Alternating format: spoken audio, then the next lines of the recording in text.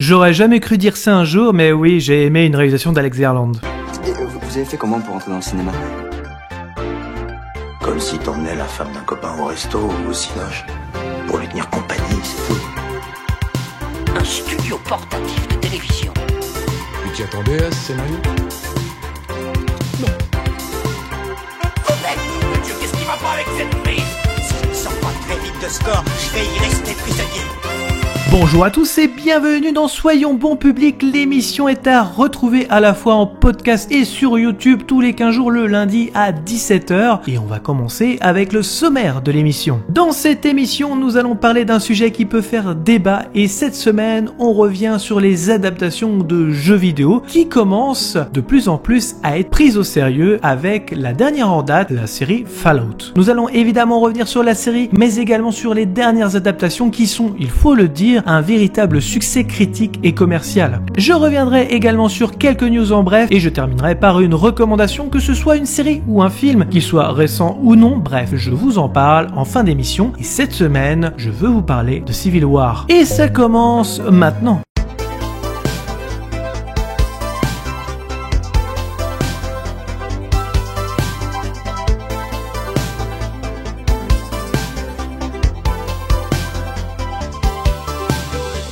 La série Fallout, adaptée de la licence vidéoludique des jeux de rôle post-apocalyptiques des studios Interplay et Bethesda, a débarqué sur la plateforme Amazon et c'est une réussite. Et pourtant, la bande-annonce ne m'avait pas vraiment convaincu. Mais la narration de Jonathan Nolan, le papa de Westworld, a eu raison de moi. Pour l'histoire, une terrible catastrophe nucléaire contraint les survivants privilégiés à se réfugier dans les vols des bunkers anti-atomiques construits pour préserver l'humanité en cas d'apocalypse. 200 ans plus tard, une jeune femme quitte l'abri 33 et s'aventure à la surface, à la recherche de son père dans un monde dévasté et violent. Alors que son frère Christopher Nolan surfe sur Oppenheimer, lui évoque le futur dystopique après que le monde ait subi une attaque nucléaire. On y retrouve les gimmicks de Jonathan Nolan à la Westworld avec le personnage de la Ghoul interprété par le formidable Walton Goggins, avec lequel on a consacré un dossier il y a 15 jours sur The Shield sur la chaîne, si cela peut vous intéresser. Avec ce personnage, on alterne le passé et le futur, le tout englobé d'une campagne de vengeance liée au personnage, ce qui rappelle forcément le personnage du cowboy de Westworld, mais ce qui m'a le plus plu, c'est toute la direction artistique qui crée une ambiance avec sa propre personnalité. Déjà, les jeux vidéo avaient mâché le travail, mais ici, la série a réussi à se l'approprier. L'humour est aussi également un gros point fort, avec ces personnages enfermés dans ces abris atomiques qui découvrent l'horreur du monde extérieur. Le personnage de Lucy, interprété par Ella Prunell, que vous avez peut-être vu dans Yellow Jacket, symbolise la naïveté et le passage à l'âge adulte en découvrant ce monde comme le spectateur. Elle le découvre comme un enfant et forcément, cela donne des scènes vraiment très drôle. Je dois avouer avoir enchaîné les épisodes sans m'ennuyer. D'ailleurs, je n'avais pas fait les jeux vidéo, juste regardé des let's play, donc j'étais totalement neutre à l'univers et j'ai compris les enjeux et le monde dans lequel nous évoluons, le tout avec une histoire qui tient en haleine. Ce que j'ai pu lire, c'est que les joueurs sont aussi conquis. Donc si les spectateurs non joueurs et les joueurs aiment la série, alors on peut considérer que c'est une adaptation plutôt réussie. Depuis quelques années, les adaptations en jeux vidéo sont prises au sérieux par les studios, n'hésitant pas à mettre les billets sur la table pour produire en live action. Et pourtant, on revient de loin. La première adaptation d'un jeu vidéo à l'écran était pour ma part le Super Mario Bros de 1993 qui ne rendait pas vraiment honneur au plombier moustachu. Mais ce n'est pas la seule adaptation des années 90, puisque nous aurons Street Fighter et Mortal Kombat qui viendront compléter cette décennie où les producteurs ne prennent pas réellement à l'époque le sérieux du jeu vidéo, puisque celui-ci a mauvaise réputation. Les jeux vidéo ont commencé à avoir beaucoup plus d'influence cinématographique avec la Nintendo 64 notamment et la PlayStation lors de la fin des années 90. Les studios vont forcément s'en emparer, mais il faut attendre les années 2000 pour que cela se concrétise avec par exemple l'adaptation de Lara Croft ou de Resident Evil. Mais si les adaptations sont ratées, certains les défendent tout de même et les curieux étaient bien dans les salles. Mais les joueurs ne s'y retrouvent pas et à raison, sans compter que le réalisateur le plus détesté du monde, Uwe Boll, va adapter House of the Dead ou encore Far Cry,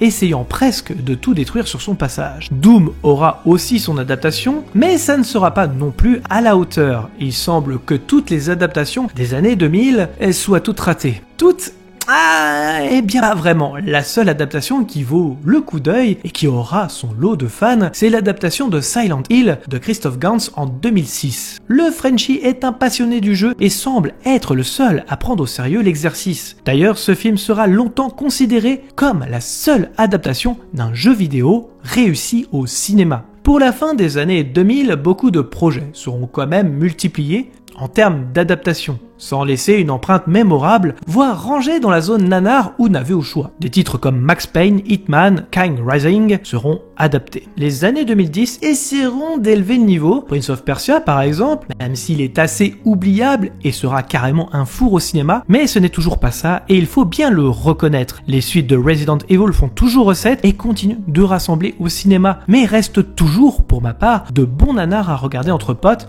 mais pas forcément au premier degré. Need for Speed sera un sous Fast and Furious, c'est pour vous dire le niveau, et Hitman, Agent 47, cessera à nouveau sans briller, tout comme le nouveau Tomb Raider qui fera juste reprendre quelques scènes du reboot du jeu sans réelle personnalité. Assassin's Creed aura le droit également au grand écran, mais je pense que tout le monde essaye de l'oublier, surtout les fans de la licence, alors que tout pouvait être réussi. Toutes ces licences pouvaient subir une bonne adaptation, mais il faut attendre 2019 pour commencer à prendre au sérieux une adaptation, et c'est avec Détective Pikachu. Ça reste du live action mélangeant animation, un pari risqué tout de même, et Sonic fera de même et entraînera des suites, ainsi qu'une série. Au cinéma, Mario fera un grand retour succès dans l'année 2023, mais cette fois-ci intégralement en animation. Gran Turismo essayait également d'aller au-delà du jeu en mélangeant carrément une inspiration de faits réels. Reste l'adaptation du jeu Uncharted avec Tom Holland qui ne m'aura pas fait vibrer sans forcément d'âme derrière, mais qui aura, il faut le noter, un joli succès au cinéma. Alors oui, on n'est qu'au début, après tout cela fait 5 ans au cinéma que l'adaptation des jeux vidéo semble être prise au sérieux, mais ce n'est pas non plus folichon. Surtout en total, live action, mis à part Donjons et Dragons ou Silent Hill de 2006, pour ma part, sont les plus réussis en total live action. Et les films d'animation sont quand même réussis, le reste, c'est assez oubliable, mais l'essai semble tout de même être là. Un jeu vidéo, c'est comme un livre finalement. C'est peut-être compliqué à adapter car l'histoire peut durer. Quand on analyse le jeu vidéo, ne semble pas briller totalement au cinéma. Et si les séries étaient le bon format pour adapter un jeu vidéo. Car HBO a réussi à réunir carrément une équipe de rêve pour son adaptation de The Last of Us en 2023. L'ensemble de la critique est unanime et la série enchaînera les prix et la saison 2 est attendue comme le messie. Les joueurs et les non-joueurs sont pris dans l'histoire de Joel et Ellie. Le jeu était déjà très cinématographique mais ils arriveront tout de même à émouvoir et à surprendre carrément les joueurs, comme avec l'épisode 3 qui sera peut-être le plus marquant de l'histoire des séries rien que ça. Fallout sorti cette année adapte carrément un univers bien qu'un scénario convenu, mais est tout de même réussi dans son ensemble, et la saison 2, qui vient d'être commandée par Amazon, semble être devenue le nouveau The Boys de la plateforme. Et les futures adaptations vont devenir donc légion pour les plateformes et semble être le seul média possible pour en faire une bonne adaptation. God of War, produit par Sony, va avoir le droit à son adaptation en série par Sony et sera diffusé aussi sur Amazon. Netflix, quant à eux, vont adapter Lara Croft mais cette fois-ci en version animée. AMC, les parents de The Walking Dead, ont acquis les droits d'Alan Wake en 2022. Life is Strange est également dans les tuyaux pour Amazon. Oui, encore eux. Et Mass Effect pour Netflix. BioShock, lui, aurait pu être également une série, mais aux dernières nouvelles, Netflix privilégie un film. À voir si la tendance peut s'inverser pour ce format. Alors ce sont des projets alléchants et les adaptations de jeux vidéo semblent avoir un avenir plus radieux sur le petit écran. Et vous, quelle adaptation souhaitez-vous voir en live action? Personnellement, moi ce serait BioShock, mais le fait que Netflix s'empare du projet me fait vraiment très peur, vu ce qu'ils ont fait avec l'adaptation de The Witcher. Pour information, le film sera réalisé par Francis Lawrence, le réalisateur de Je suis une légende et quelques épisodes d'Hunger Games. Et maintenant, les news en bref.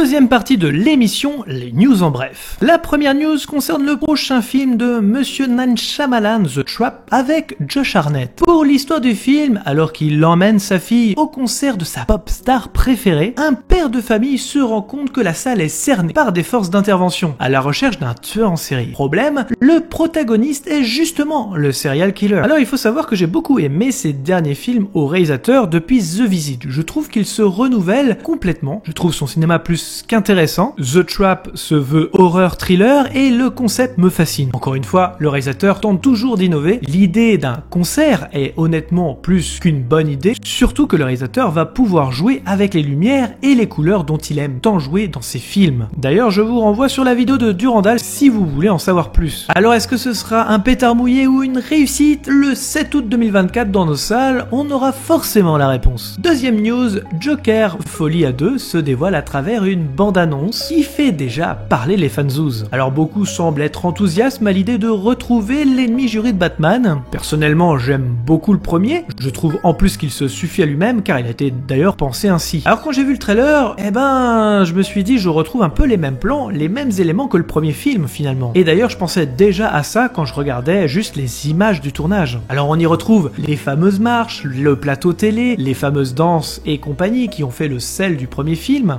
Alors qu'est-ce qu'il va apporter de plus? Multipliant les références au parapluie de Cherbourg ou encore Dansons sous la pluie, le fantasme par Arthur peut donner une plus-value si c'est bien géré. La seule différence qui sautera aux yeux, c'est le genre qui changera en musical qui donnera peut-être une véritable différence avec le premier film.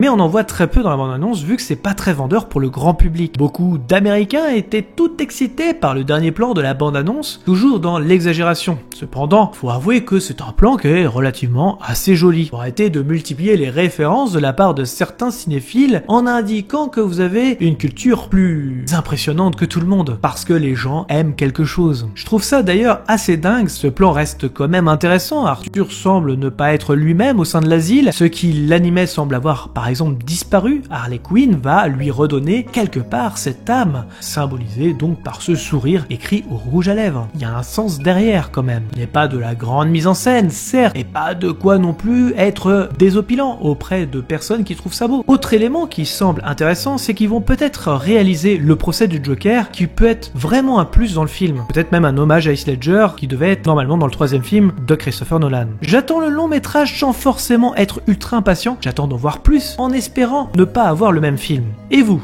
Qu'est-ce que vous en avez pensé? Eh bien, réponse en octobre 2024. Troisième et dernière news, Tarantino abandonne son long métrage The Movie Critic avec Brad Pitt. Deadline aurait des informations solides sur l'abandon du projet par le réalisateur. Ce 10e film de Tarantino et qui devait conclure sa filmographie est peut-être pas assez ambitieux pour dépasser l'audace de Once Upon a Time in Hollywood. Le film devait raconter les aventures d'un critique ciné qui travaillait pour un magazine pornographique. On en sait très peu sur le film en réalité, et son annulation rappelle celui des 8 salopards, qui, je le rappelle, a tout de même finalement été réalisé par le cinéaste. Donc pas de quoi s'affoler non plus. Et pour finir l'émission, ma recommandation.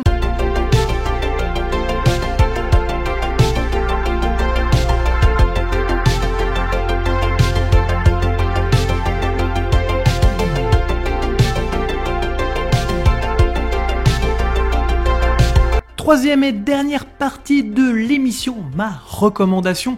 Alors ça peut être un film, une série, que ce soit une œuvre ancienne ou récente, peu importe, considérez ça comme une mini-critique, car je n'irai pas forcément dans le détail.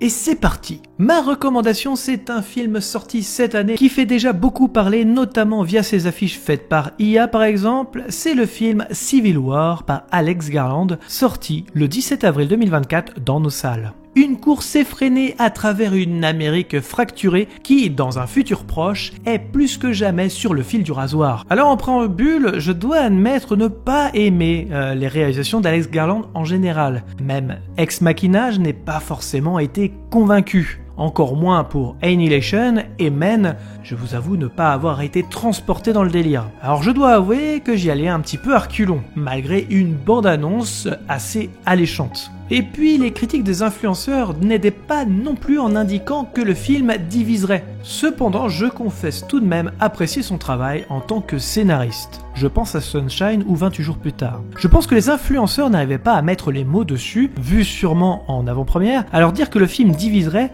c'est assez simple à dire, car les spectateurs et la presse s'accordent sur la note, par exemple 3,7 où j'écris ces lignes sur Allociné pour les deux camps. Quand j'ai vu le long métrage, je me suis posé la question pourquoi le film diviserait. C'est généreux en tension, en action, et le propos est terriblement flippant au point de jamais s'ennuyer devant un tel film. J'ai vraiment cherché l'explication. Certaines personnes indiquent le manque de contexte politique. En réalité, c'est quand même bien dépeint dans le film. Peut-être pas au premier visionnage éventuellement, car on l'indique entre deux conversations ou alors sur un journal, mais les réponses sont quand même là. Le président par exemple s'est autorisé un 3e mandat, a démantelé le FBI et d'autres décisions rappelant l'extrémisme du président qui a déclenché cette guerre civile. Finalement, le contexte, nous l'avons. Mais on va pas forcément choisir son camp, car dans le film, on suit des journalistes photographes et nous rappelle la neutralité de ce métier. Nous ne sommes pas là pour interpréter, mais pour rappeler les faits. À l'heure où les chaînes d'infos sont achetées par des milliardaires, où les journalistes sont des marionnettes d'une propagande bien huilée, Alex Garland rappelle la définition du vrai journalisme. Ils sont les témoins diffusant des faits, les interprétés ne font pas partie de la fiche de poste. Pas de bon camp, d'ailleurs les camps sont pas véritablement définis, mis à part peut-être sur le site de A24, qui dévoile un peu plus sur les différentes factions, mais justement c'est une des forces du film. Peu importe le camp, l'idée est d'être neutre comme les journalistes, qui couvrent encore une fois les faits. Alors forcément, on délaisse une certaine humanité pour photographier la mort, la guerre. L'idée de génie du film est de suivre plusieurs générations. Nous avons Sammy, le plus âgé, interprété par Stephen Mankey Henderson, qui, contrairement à Dune partie 2, n'a pas été coupé au montage et est très important dans le long métrage. Ce personnage symbolise la sagesse, mais aussi une certaine humanité perdue. D'ailleurs, cette humanité s'embrase totalement lorsque ce personnage aura un moment héroïque dans le film. D'ailleurs, chaque moment héroïque dans ce film, c'est le moment où les personnages retrouvent une certaine humanité. Comme Lee, joué par Kirsten Dunst, qui signe son meilleur rôle selon moi de sa filmographie. Elle est magnifique, le visage marqué par le temps et son vécu, une femme forte et bien écrite, bien plus subtile selon moi que dans Men par exemple. Le personnage de Joel, joué par Wagner Moura, est également intéressant. Drogué par l'adrénaline du danger, c'est presque l'inconscient du groupe. L'aventurier qui aura une certaine évolution également. Et enfin, le personnage plus jeune, manquant cruellement d'expérience, à l'allure d'une adolescente, Jessie, interprétée par Kyle Spiney, que vous avez pu voir par exemple dans Priscilla, et que vous verrez prochainement dans Alien Romulus. Son personnage m'a vraiment fait penser à Ellie dans The Last of Us. Quelqu'un de sûr d'elle, confronté au véritable monde, va être en proie au doute et va perdre au fur et à mesure son humanité, là où le personnage de Lee fera le chemin inverse dans son évolution. Un petit mot sur l'interprète du président, qui est joué justement par un acteur de The Last of Us, Nick Offerman, qui est toujours aussi juste dans son jeu. D'ailleurs, si vous l'avez pas vu, je vous conseille également Park and Recreation.